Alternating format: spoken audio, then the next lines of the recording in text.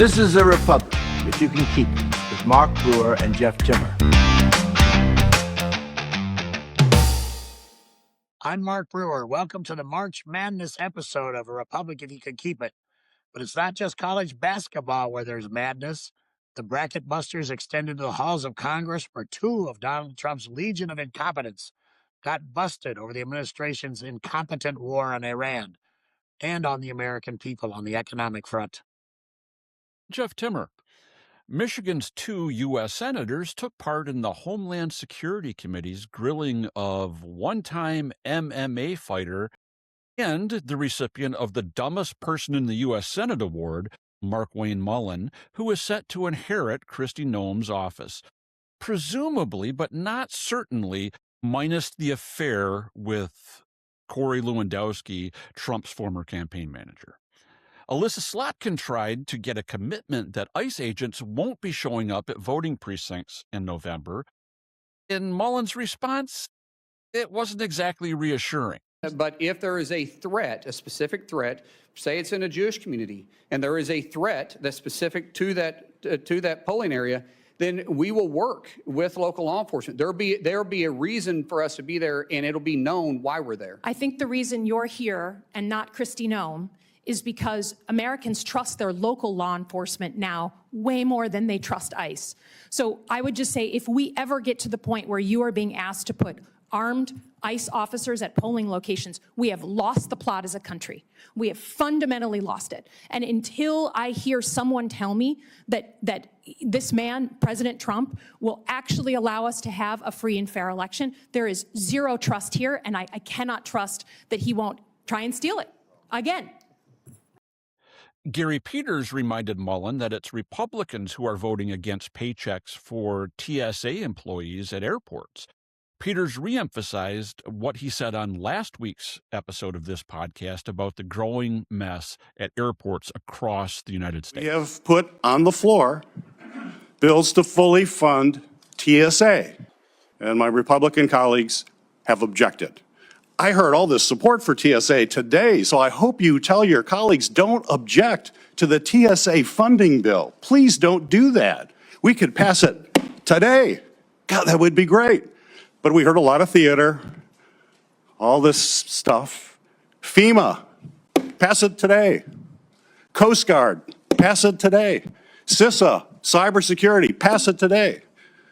So as the nominee for Homeland Security, I would hope you would tell your colleagues, boy, this is really important. Don't object to the bill that allows us to pay for this. The Trump grift and grab family found yet another opportunity for personal enrichment as Jared Kushner, the not-a-government employee who is taking the lead on Middle East negotiations and failing badly, is simultaneously soliciting $5 billion from Middle East potentates in the form of investments in the Kushner Wealth Management Company. The corruption never stops. In Michigan, Republican State House Speaker MAGA Matt Hall is taking a strange page out of the Donald Trump ego massage manual, bragging about winning an apparently fictitious award for government transparency. The problem with the organization honoring Hall? It doesn't seem to exist. State Democrats responded by offering Hall with an equally bogus SAD award, which is an acronym for Speaker's Asinine Decision Award. And what's even stranger about this is about sunlight and transparency. And he's been asked to produce this letter that he read at his press conference, and he won't do that. That's really, really odd. As for me, I'm still hoping to win the next FIFA Peace Prize, or at least maybe a J.D. Power Award, get a Michelin star on our podcast. Let's figure that out, Mark. Yeah, you deserve many awards, Jeff. Real ones instead of what Speaker Hall makes up. Here in Oakland County, we hosted Vice President James Donald Bowman, or is it James David Hamill? Or is the vice president sticking with J.D. Vance? Whatever he calls himself, the self-proclaimed Appalachian hillbilly checked in to tell Michiganders, don't believe your ears and eyes. The economy is just peachy. We'll get into the details of Vance's fourth Michigan trip since becoming VP later in the podcast with Bridge, Michigan political reporter Lauren Gibbons.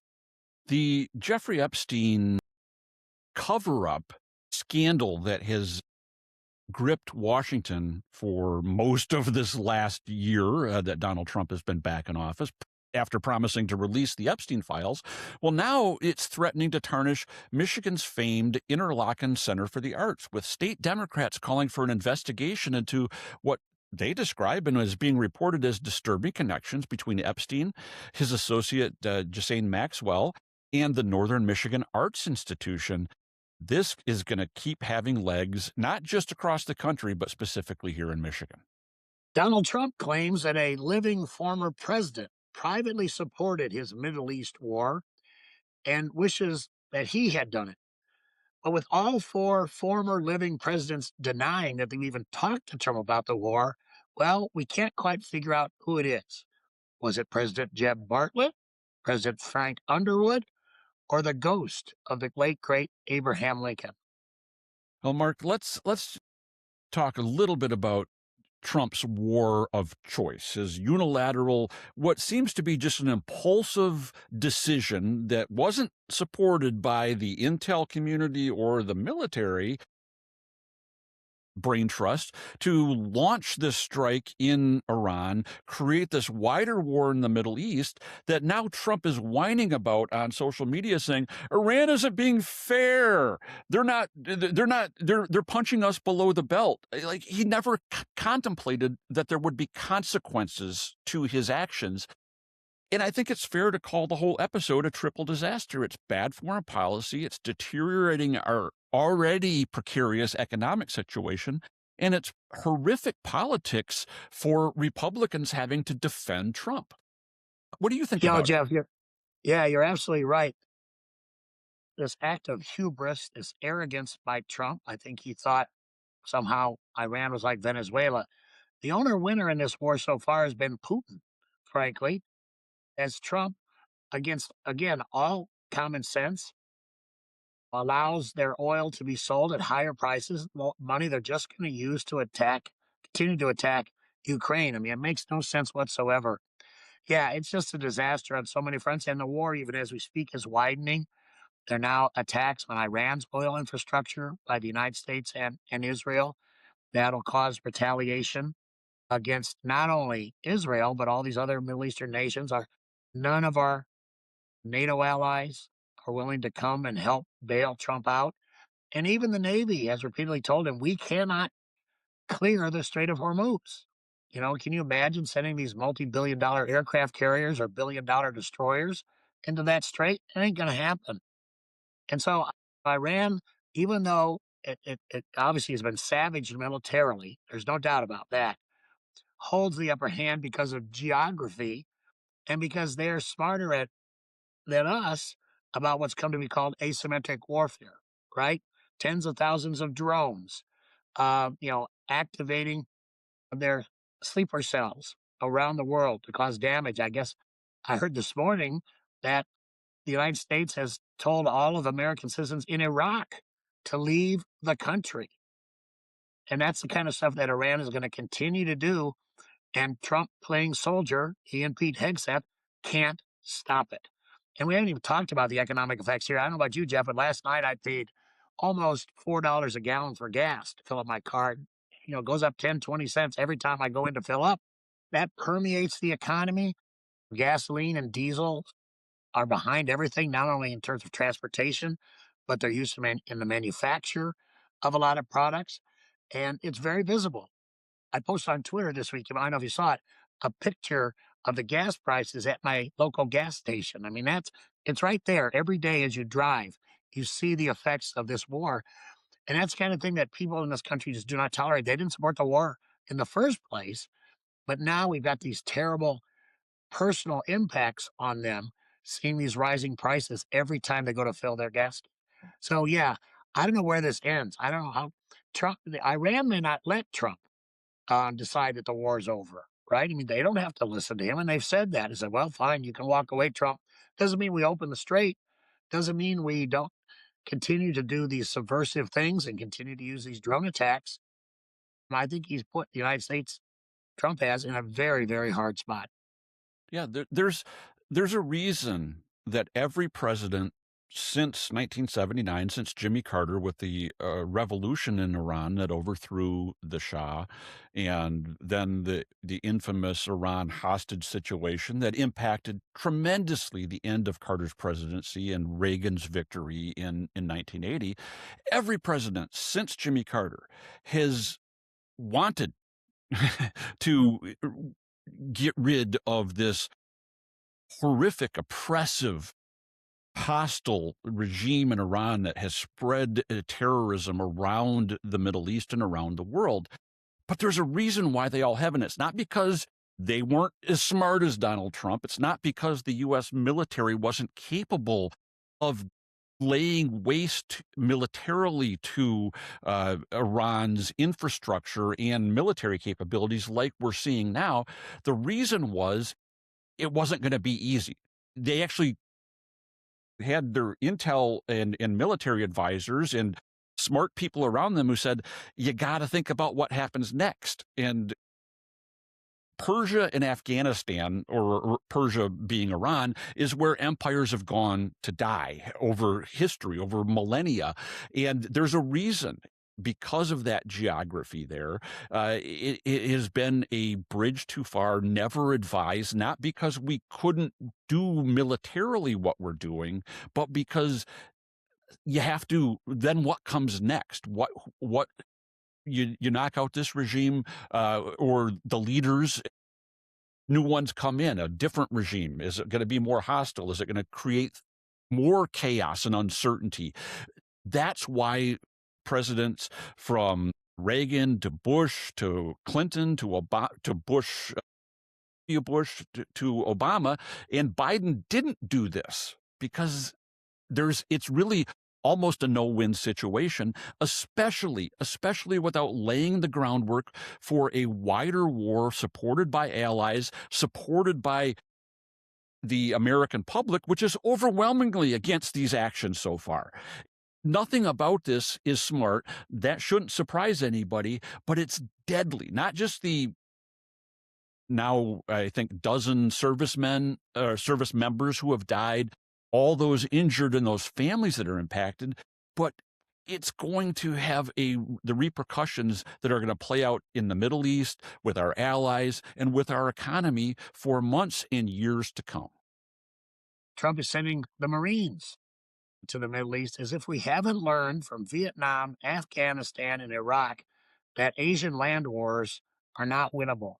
But we'll see if he puts the Marines in harm's way in the Middle East, being yet another disaster. God help us. More on A Republic, if you can keep it, after these messages. Are you looking to stay ahead of the curve on Michigan's public policy landscape? Look no further than Michigan Information and Research Service Incorporated, or MERS. MERS is your go-to source for comprehensive, nonpartisan news and analysis on Michigan's government and public policy. But that's not all. A MERS subscription also gives you access to our powerful legislative monitoring and tracking tools. Stay on top of every bill, amendment, and vote with real-time updates, detailed reports, interactive committee transcripts, legislative analysis tools, and more. Whether you're a policymaker, lobbyist, or just a concerned citizen, MERS keeps you informed with daily updates, exclusive interviews, and detailed reports. Subscribe today and gain access to our extensive archives. Stay informed, stay engaged, and stay ahead with MERS. Visit MERS.news to learn more and subscribe. That's MIRS.news. Don't miss out on the insights that matter most. When most of us think about polling, the focus is on those campaign polls telling us which candidates are winning. But the most important polls are for businesses, local governments, and nonprofits assessing the needs and wants of their customers or constituencies. Those are polls that guide policies and lead to institutional success. Those polls have to get it right, which makes the choice of a public opinion research firm critical. Epic MRA has been trusted for more than 4 decades to get it right. Our clients have included school boards, statewide nonprofits, corporations, as well as the candidates and news media who rely on us during political campaigns. Whether it's just a couple of questions or a full in-depth survey, we're here and ready to help. You can reach us at epicmra.com. Hi, Ben Franklin here with a message from our finance department. They've put together a small, exclusive collection of really bitchin' merch for you. We've got our exclusive Trump's Favorite Podcast mug, perfect for those long days of reading through the latest administration indictments. We've got mugs for lovers of sanity, mugs for opponents of dumb fuckery, and finely tailored shirts for lovers of getting dressed. Just head over to the merch store on our website. This square thingy will take you there. Or click on the merch store button on arepublicpodcast.com. Support democracy. Support freedom. Wipe out dumb fuckery. Franklin, out. Michigan is a national political center of attention. Governor, U.S. Senator, Secretary of State, Attorney General, the entire congressional delegation, and the entire legislature are all on the ballot in November. Covering all of this is Bridge, Michigan's outstanding political reporter, Lauren Gibbons. Lauren covers state politics and policy for Bridge. Prior to joining Bridge's Capitol team, she worked at MLive, where she similarly led coverage of the state legislature and the redistricting process, and before that, covered the state Senate for Mears News. Lauren has covered the ins and outs of Michigan politics for nearly a decade and has won awards both for her political coverage and her work documenting the Larry Nassar sexual abuse scandal at Michigan State University.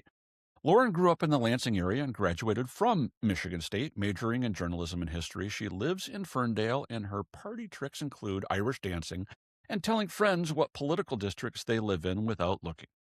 Welcome back to the podcast, Lauren. It's always great to see you. I want to dive right in. We had the Vice President of the United States here this week. I will give him credit. He stays on message, even though most of that message was false. Have you all done any fact-checking on what we heard from Vance this week? The biggest point of interest for me while I was listening to both his speech and his Q&A, he talked about gas prices, which is something that everybody is paying a lot of attention to, not just in Michigan, but around the country. He said that he acknowledged that gas prices are high now. They may remain high in the coming weeks, and he said there could be a rough road ahead, but he promised that it would be temporary, that it would be a blip as some of these ongoing conflicts in the Middle East continue. So yeah, that was one big takeaway. He did mention that gas prices went even higher under former President Joe Biden, reaching a record $5.22 a gallon. But prices had gone down well before Trump returned to the White House, and we were averaging about $3.14 the day before he took office, and now we're at about $3.87 as of Wednesday. So it's it remains to be seen how things progress with the Iran situation, but that was something that was a big takeaway that I noticed. I'm happy to get into some of the other ones. We talk about gas prices, and there's no question that over the last 14 months since Donald Trump has returned to the White House, that the economy has worsened. GDP is down, and costs are higher, jobs are down, and now gas prices are skyrocketing. Within the last 2 weeks, they've gone up 40% nationwide. And this isn't just a temporary thing, because when you look at how goods are transported in the world and in this country, it's gasoline and diesel. Diesel has gone up even more than gasoline, and trains and trucks. This is going to be a months-long ripple effect from this temporary excursion, not war, into the Middle East, if it even concludes anytime in the near future. The longer this continues, the longer the ripples will go on. How do you see that playing into the elections this year? Yeah, I think the economy is always a huge factor, pretty much every single election cycle. And, I've been exploring this year, some of the major issues that are shaping Michigan elections. But, every year, every election year, it does sort of feel like the economy always comes back up, and gas prices is one of those things that it is really hard to pin down. It's hard to, specifically point to this is exactly why. Although in this particular case, the Middle Eastern conflict, it is one of those rare occasions where we can pretty much pinpoint why gas prices have gone up in the last couple of weeks. It's because Iran has blocked a crucial strait where a fifth, I think, of the world's crude oil comes through. So that is a pretty serious factor in how much gas prices are going to be. I think how much it impacts the primary and the general elections, it really just depends on how long those ripple effects that you mentioned continue, how long this conflict continues, whether it's something they can wrap up and, get a show on the road a few months before the election maybe. But, to your point, it's really hard to tell how long that's going to go. Yeah, it seems like a lot of this economic bad news is baked in, right? I mean, inflation is up. They keep downgrading the growth of the economy to a fraction of a percent, I think, last quarter. The Fed yesterday declined to cut interest rates because they're worried about inflation. So, I think we're looking at the return of stagflation. You know, that cost Jimmy Carter the White House back in the 1970s because, again, you're in a situation where inflation is unsustainably high, but there's no growth in the economy either. And so, yeah, maybe gas prices will come down if they end the war, but it looks like the war is getting worse and more involved every day. But these other underlying factors, they just cut hundreds of millions of dollars just in Michigan of subsidies for people to get health insurance. So we got people losing health insurance. We still got a housing crisis, both affordability and volume. The tariffs are still out there. Trump thumbs his nose at the Supreme Court, says, "Well, I'm just going to find some other way to tariffs." And of course, I don't think I heard Vance talk about the Howe Bridge, which He Trump was is, he was basically asked about extorting. Yeah, he was asked about the Gordie Howe Bridge, and he pivoted to overall the United States relationship with Canada. He didn't take a strong stance one way or the other whether he supported the president's, I guess, his past threats to delay opening of the Gordie Howe Bridge. It has been interesting. I've been waiting to hear from or see more on whether the president's going to follow through with that. The Gordie Howe Bridge folks have already started rolling out information about tolling and about the logistics. So they're clearly continuing with those plans.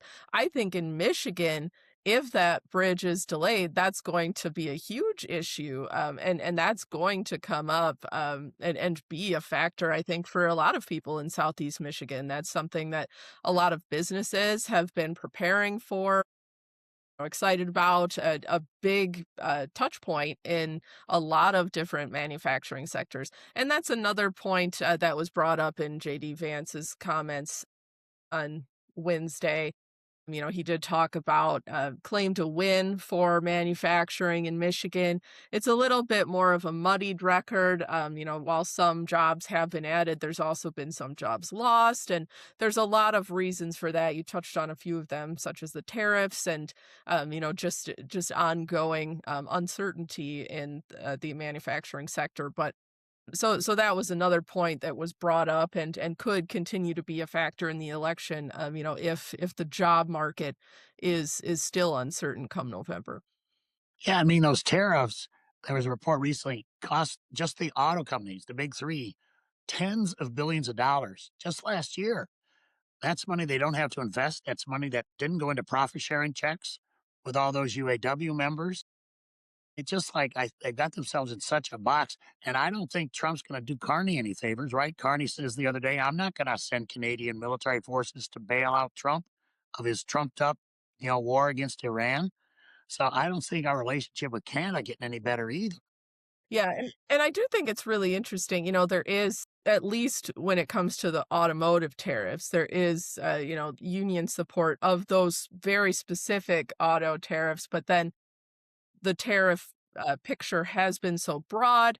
In a lot of cases, it's been a little confusing to follow. What countries are experiencing what tariffs, how much is going to get tariffs. That's been a point of of concern for a lot of small businesses in particular that don't have what the big three has in terms of ability to eat costs.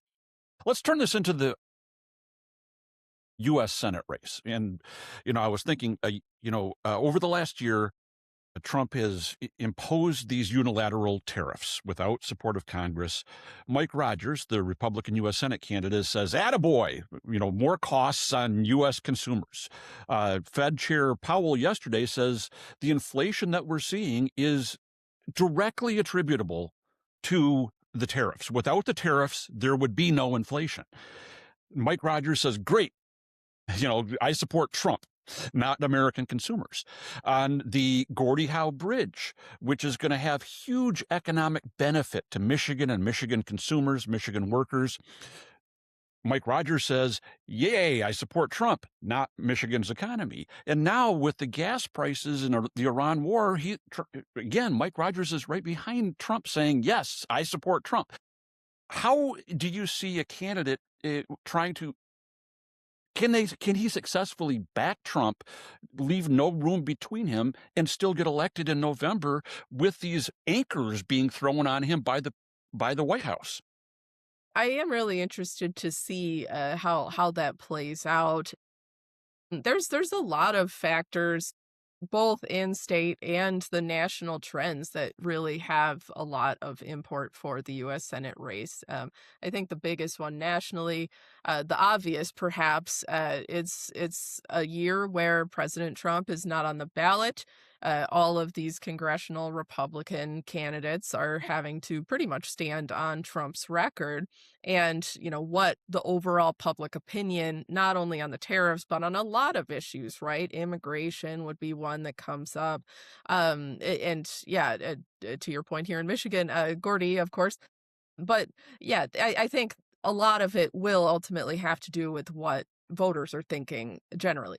In Michigan, though, I am also very curious, what the impact of having an independent candidate in the governor's race has on other statewide races like the U.S. Senate. Typically, there's often a good margin of straight party voters one way or the other. So if somebody is voting for an independent candidate, what does that mean for the Democrat or the Republican in these races? So I think there's so many factors that could continue to affect this, and it's probably still going to be a very close race. We saw in 2024, this came down to less than 20,000 votes. I don't know if it's going to be that close this year. If it's could be even closer, I'm not sure. Well, I think, and Jeff knows more about this than I do, increasingly there seem to be Senate seats that Republicans thought were safe that may well be in play around the country, or at least Republicans are going to have to spend money defending them, Montana, Texas, some of these other states, and that's going to spread their resources thin. That hurts Mike Rogers as well. Am I missing something on that, Jeff? No, I think, yes, you're not missing anything. This race isn't isolated to Michigan. How it fits into the national chessboard where the Democrats and Republicans move their money around, because most of the money in these races comes from Washington committees, big money, tens of millions of dollars. And when you have races now that are the landscape is changing in Ohio, the Democrat nominee for governor is leading the Republican, Vivek Ramaswamy, the Trump ally. Still early, but that's unexpected in a state that's been trending Republican. You have and a Senate race there as well, where the lieutenant governor was appointed to fill J.D. Vance's vacancy and has to now run for re-election. And does that top of the ticket race, the governor's race, impact Husted's race against former Senator Democrat Sherrod Brown? And then in Iowa, you've got open gubernatorial and open U.S. Senate seat that are both competitive. These are states that have been really red states under Donald Trump that are now looking very purple, and that affects the ability for the Republicans to go after a seat like Michigan, which is an offensive seat if they're having to spend money on defense. I see the Democratic Party went on the air with an ad attacking Rogers on the bridge and linking him to the Maroons, from whom he has received a lot of money over the years. They are apparently behind Trump's threat not to let the bridge open. So it seems that the Democrats, are tasting some blood in the water, and they're going after Rogers, even though it's only March. I mean, yeah, certainly you've seen, not just from the Democratic Party, but also from the Democratic candidates, there has been sort of a look ahead to the presumed Republican nominee for sure. I will just say, though, it is a little bit of a different situation for Democrats in Michigan because it's this very robust, competitive primary, and they're having to, expend a lot of resources, both monetarily and just, going throughout the state already, trying to make their case to Democratic voters. So that's something that Republicans see as a potential benefit for them. This primary doesn't get resolved until August. All of the candidates, I spoke to them all last week, that this is a race that they all feel is that there is still a path for any of these three Democratic candidates. So I think how aggressive this primary gets to be before the end of the primary cycle, how quickly that person can then pivot to a general election race and unite Democrats. Those are all pretty big factors too, especially when we look at the national picture. As you mentioned, there are Democrats making pretty serious plays in Republican-controlled states, but I've seen in all of the national commentary that I've read or in folks that I've spoken to, they say, well, in order for Democrats to make that play, to make up that minority that they have right now, they do very much have to keep Michigan. There's been some, and I don't give them any. These are rumors that start to float around. They've been going around about. Trump himself said that he wished John James would run for re-election to the House. The last couple of days, there's been rumors about John James running for re-election rather than governor. I don't put much stock in that at this point. I mean, we're only a month away from, or less than, from filing deadline. It would, just to get the signatures, I think if there were signatures being collected, that would, the word would get around.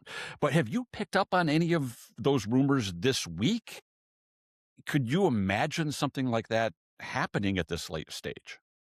That would be a pretty big shift. I'm still getting press releases from his gubernatorial campaign. There's been no official indication that he is going to back down and do that at this point.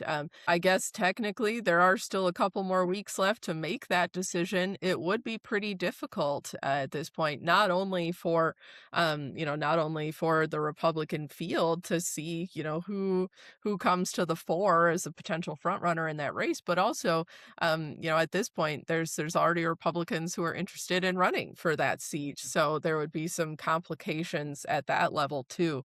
So it would be, it's an interesting thought.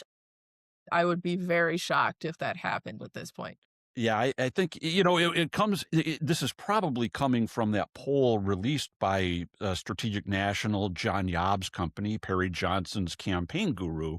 And that's what has probably fueled these rumors, because they included in that poll a primary ballot question about John James versus the younger Mike Bouchard, who's a candidate in there, and who would be the best candidate. So that's probably what's feeding or fueling those rumors resurgence this week. It's probably just Perry Johnson's strategy of bringing this attention. Oh, John James is abandoning MAGA and Trump and, potentially surrendering this seat. Shame on him. Shouldn't he have Trump's back? So that's where it likely comes from. Lauren, have you seen any impact yet from Perry Johnson's spending? I mean, we had Super Bowl ad. He's been quite visible on the air as well. I don't know if you're privy to any polling, but just in general, because you keep your ear to the ground, is that having an impact in the Republican primary? I think just having that amount of campaign cash available is very much something that could have an impact down the line. I don't think it's necessarily a done deal for any of the candidates. There's still a lot of candidates in the race. we'll see who ultimately all files and remains in the race into the primary for sure. But yeah, I think Perry Johnson's presence as a formidable spender, and the ability to go on air, especially go on air with negative ads against other candidates, is more than a lot of the other candidates in the race can say. So it's definitely going to be an interesting race. There's always more that could happen. We're still a few months out yet, but yeah, already it has been a noticed difference in the primary, I think. Well, apropos of just comment, we'll see how many of them actually file enough valid signatures in a month. I always have to, after the last couple cycles, I always have to have that caveat, it's been such an interesting shift from when I first started covering politics. You kind of assumed that it would be enough if they put those in, but now you just have to wait and see if they're verified, right?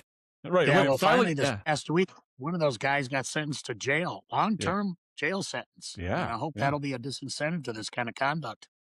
Well, it's created a situation where the filing deadline is just kind of the first step. It's now how many of these stick? They're all going to submit petitions, or I assume that they will. But then it's going to be a question of weeks to determine how many of them are actually valid and qualified, and that's going to be a big question after the debacle of 2022.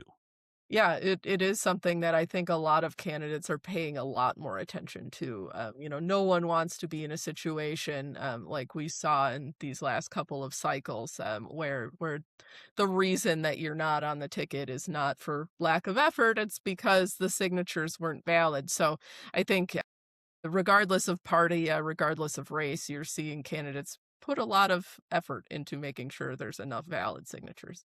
Right. Well, and given the resources that Cox, we haven't talked about him, he's put a lot of his own money into the race. Johnson's obviously got money. I think you could see Republicans challenging each other's signatures. That's definitely a possibility in this primary cycle, for Mhm. sure. We didn't have that in 22. It was basically a Democratic effort that I was part of going after the Republicans. But now we may have some internecine warfare as well. Well, Lauren, while we still got you, I'm very curious about what's going on in the state house and the state legislature generally. Are they working on a budget, or is Matt Hall trying to get more fantasy awards? I mean, what's going on in the state legislature? Well, in the state legislature, I mean, I think there's, at this early stage in the game, there's been a lot of hope, a lot of optimism that it can happen, especially for, we see the schools and local governments really lobbying for that early summer budget cycle. I think a lot of people are really hoping that they can get that done after they blew through that deadline last year. I think for now, at this point, it may just be optimism. I haven't heard, meaningful like action movement. This is going to be the budget at this stage anyway. But at least for now, there's a lot of interest in getting a budget done. Whether anything gets gummed up remains to be seen. Especially, there's a lot of concern about the amount of money available. Certainly, Speaker Hall has been pretty critical of some of the areas of spending that have been approved. There's been a lot of fights over what this money goes to. Certainly, not every single thing that was mentioned by Governor Whitmer is being accepted by Republicans, as the listeners would probably guess. But so there's a lot to still be worked through. Is there a possibility of any other policies being adopted by this legislature? Is there anything that the Democrats and Republicans can reach agreement on? That'll be really interesting. I think there's some areas where you could find support. I mean, we did see that cell phone legislation earlier, which, did True. ultimately work through some partisan differences and come to a bipartisan agreement. I always question, how much can be done in an election year generally, especially once candidates in competitive districts start to turn towards making their own pitches to voters, how much Republicans and Democrats, who are very much competing for majority next term, how much they're going to be able to come together and give each other wins. We'll see, but There might be low-hanging fruit. There's certainly issues where, I think the margin of error between the two parties' opinions is not huge, but it's just whether the ball can get across the home plate. A lot of jockeying going on. People are, thinking about, am I going to run for reelection in the House? Am I going to switch over to the Senate? And they're obviously working on that already. Jeff mentioned earlier the filing deadline. It's the same deadline for all these legislative candidates as well. And from what I can see, they are increasingly focused on their own election on both sides of the aisle. It's not just Democrats, it's Republicans as well, out there raising money from lobbyists and everything else that they typically do. Absolutely. It's always it's that time of year. Everybody's preparing for the long slog of the primaries, but also primarily at this point, the general election question of whether Democrats can keep the Senate, who ends up winning majority in the House. There's a lot of questions on this ballot. Last week, we had your retired colleague, John Lindstrom, on. Great guest, as always. So knowledgeable, so much history there. But we talked to him, Walt and I did, about the con question. What are you hearing about that on the ground in Lansing? Is there any interest in that at all? It would be a big uphill battle to really get support and interest behind doing that. And, it would be fascinating to see what that would look like in this modern era. But you know, I can't say that I know for a fact one way or the other. Yeah, well, in full disclosure, I am working with the No Side Coalition on that, and the coalition today made announcements. There's the Michigan Chamber and Business Leaders for Michigan, along with groups like the AFL-CIO and League of Conservation Voters, the Michigan Education Association, and League of Women Voters, who are all joining together to say no.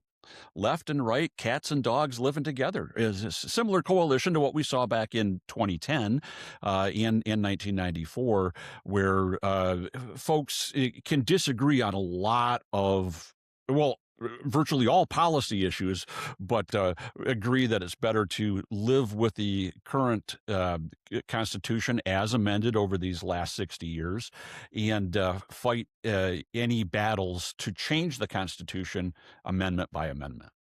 Well, we've certainly been doing that, Jeff, and there's even a couple, at least one potential amendment coming up this year. We'll see what happens with the citizenship proposal as well. I understand the legislature is trying to pass that legislatively. I think it's a political move in the House. It's not going to go anywhere, but I think that the Republicans and others are going to rally around this and demagogue on this citizenship voting issue. One policy issue moving through the Senate this week was the bill to move up Michigan's primary from August I think it's to May. And there's been talk over the decades of that. Most states have their primaries before the 4th of July. Michigan and just a small number of other states have late primaries very close to Labor Day. And now with changes to voting laws in the past several cycles in Michigan, with early voting and mail-in voting and things like that, it makes Michigan's August primary, followed by the time it takes to certify those elections and then print the ballots. We've now put ourselves into a conundrum. Do you see any possibility that this goes beyond the Senate and that the House takes this up? Could this become a political football, part of negotiations? Does one party want this more than the other? I don't think it really advantages a particular party having it early. I just wonder if it could play into election year dynamics this year. Yeah, it's certainly possible. And the questions surrounding voting are happening at the state level, they're happening at the federal level. So it might be a year where people think, hey, maybe it is time to switch Michigan's primary.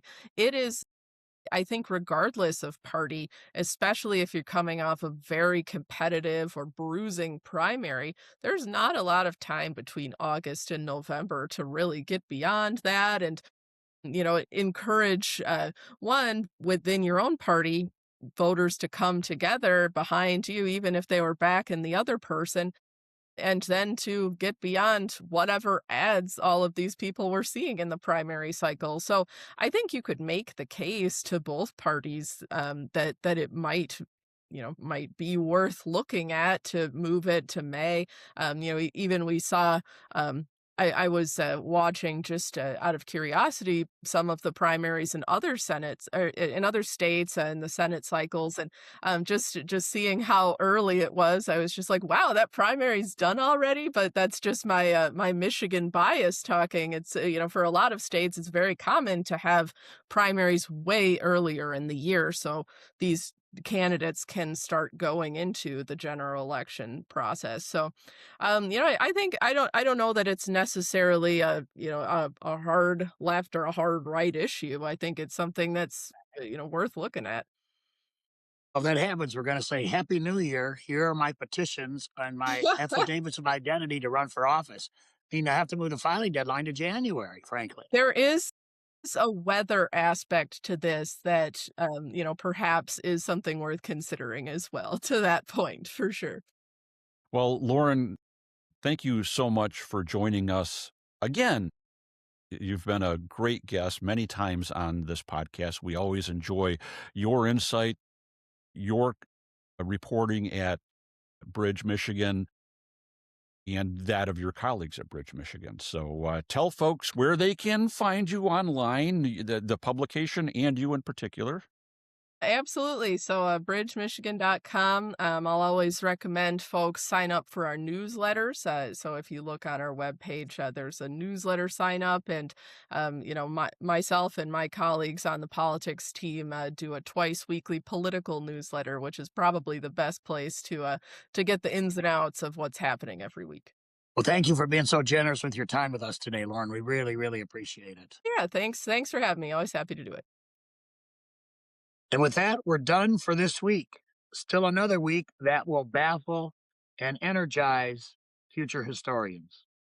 For those experiencing our wisdom via the audio podcast, we highly recommend subscribing to video podcast.